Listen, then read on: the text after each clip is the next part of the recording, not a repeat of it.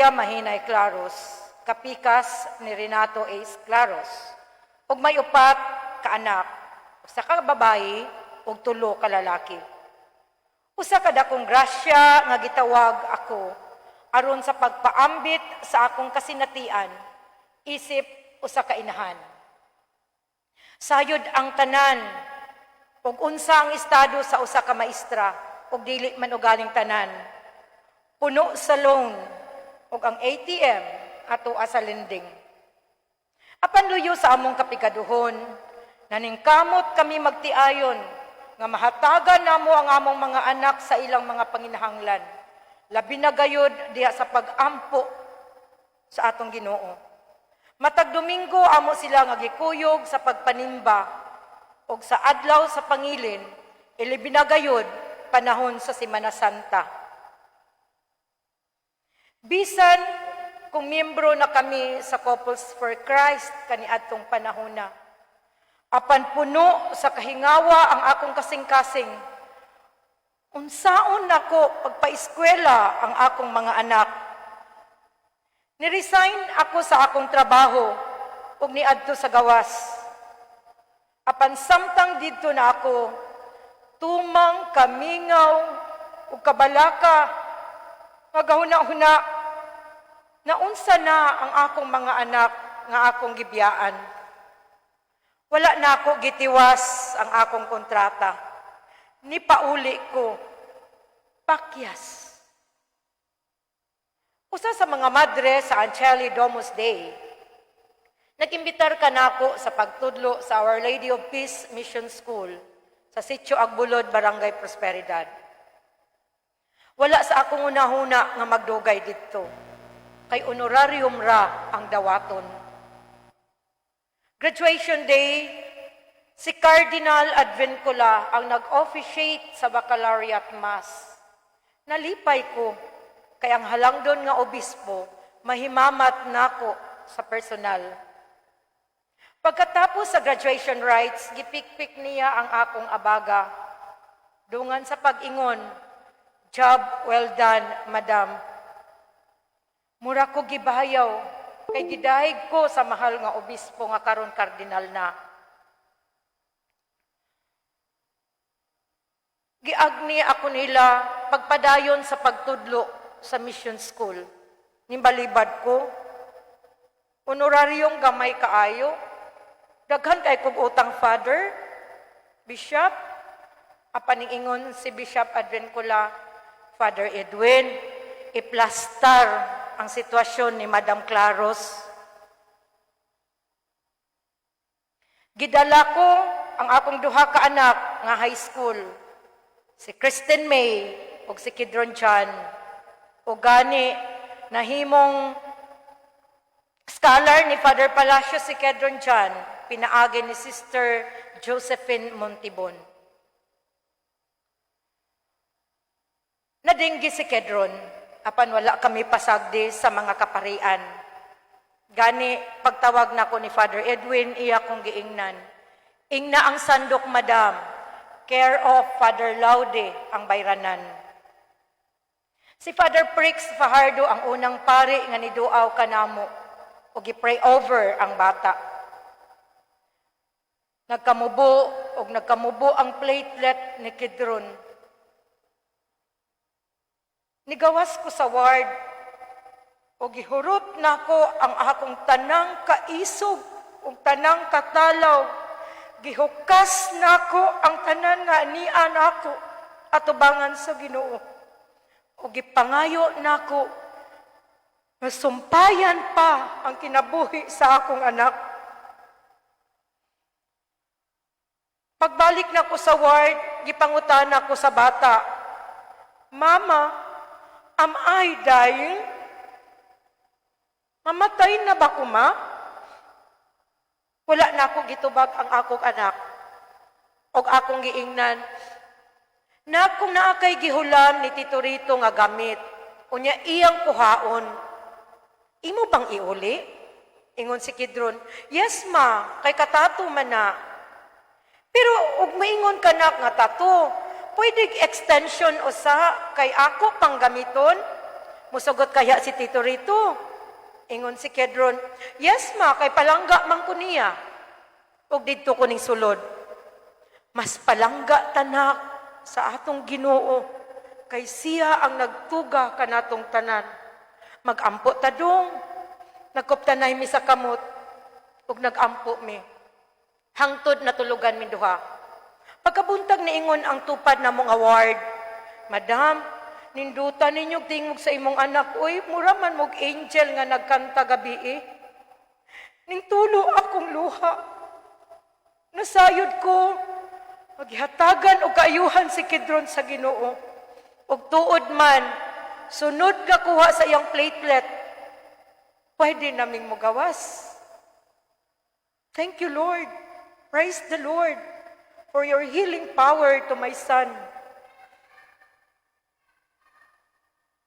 Dili lang kay mao ka na ang nahitabo. Nakainom ko og formalin sa eskwelahan. Apan kung dili pag yun di ay nato panahon, magpadala ang Ginoo og instrumento nga mga tao aron magluwas kanato. Atong tungora si Mr. and Mrs. Anhing Boy and Ma'am Lina Cusas mao gipadala sa Ginoo. Gihatod ko nila sa Sandok Hospital. Samtang naami sa dukog-dukog, mura na kong mawadaan, mo gininhawa. Gitugyan ako sa Ginoo ang ako ang kinabuhi. Apan akong nakita ang mga dagway sa akong upat ka anak. Dili mahimo, ngambiyaan ako ang akong gagmay mga bata. Naningkamot ko nga dili mawala sa panimuot.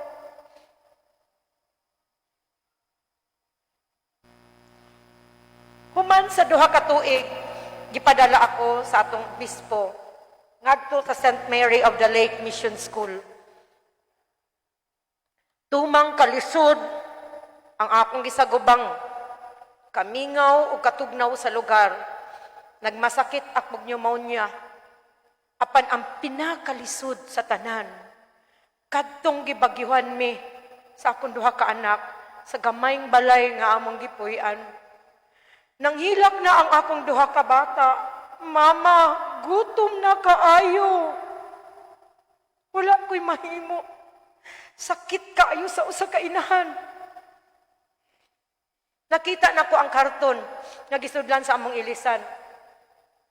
Akong gigamit sa pagsugnod aron makaluto ko og kanon og noodles para makakaon ang akong duha ka anak. Ug nakaingon ko sa Ginoo, ngano man Lord, dili man miingon ani kakabus na ako'y mama, na ako'y papa og mga igsuon nga makapakaon namo. Ngano nag-antos mi sa tumang kalisod? Kato mga pagsulay lamang. 2012, maoy pagtapos ni Kedron sa high school, ug niingon siya, Mama, hawang kaayo akong heart. Ngano manak? Ingon siya, kana diha maba, tudlo sa bishop's home.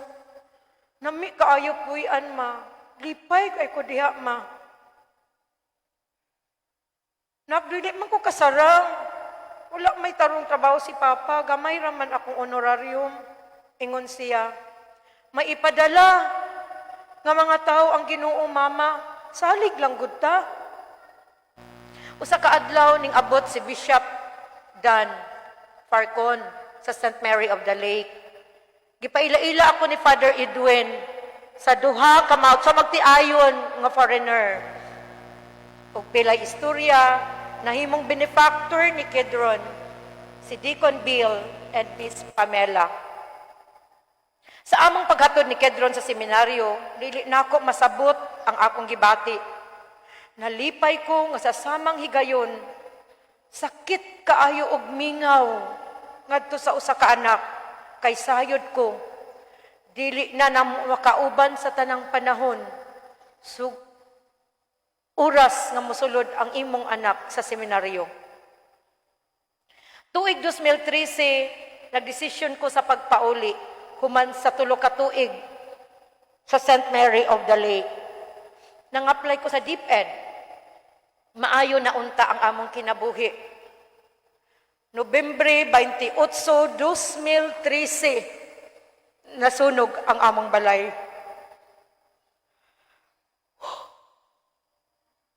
Nawad-an ko kusog. Nablangko ang akong una-una. Ugdaw na ang tanan. Apan kinahanglan nga magmaisog ko og dili magpadaog sa mga pagsulay. Kay kung magmaluya ko, asa pa man muhugot og kusog ang akong mga anak. Pinaagi sa tabang sa pamilya, mga igsuon sa Couples for Christ, mga kauban sa trabaho, mga higala ug kanhing estudyante, nagpatukod mi og balik, balay, ug nagpadayon sa among kinabuhi. Uban sa dakong pagsalig ug pagampo sa Ginoo. Tuig 2015, na-stroke si Ace. Lord, lain na sad nga test. Usa sa mga pagsulay tungod kay manug investiture ang akong anak nga si Kedron. Apan ang akong dako nga concern kung unsaon ako pagdala ang akong mga anak nga lalaki kay PWD naman ang ilang amahan. Gipas-an ako ang akong krus, bugat og lisod. Apan mas dako pa ni ana ang gugma sa atong Ginoo kung mudangop kita kaniya. Ang tanan may kinutubat, hinay-hinay nga migaan ang among panginabuhi o kinabuhi. Nakalingkawas ko sa pagkagapos sa lending, kay ako mang nalukat ang akong ATM. Nakagraduar ang akong mga anak sa kolehiyo, o karon graduating na sa college ang akong kinamanghuran. O akong bana usab, makalihok-lihok na sa iyang kaugalingon. Og ni adtong Marso 14, na ordinahan ang among anak sa pagkadiakono, si Reverend Kedron John Mahinay Claros. Og ni adtong Marso 20, nagselebrar usab ang akong bana sa iyang ikasaysinta katuig nga kasumaran sa iyang adlaw na tawhan.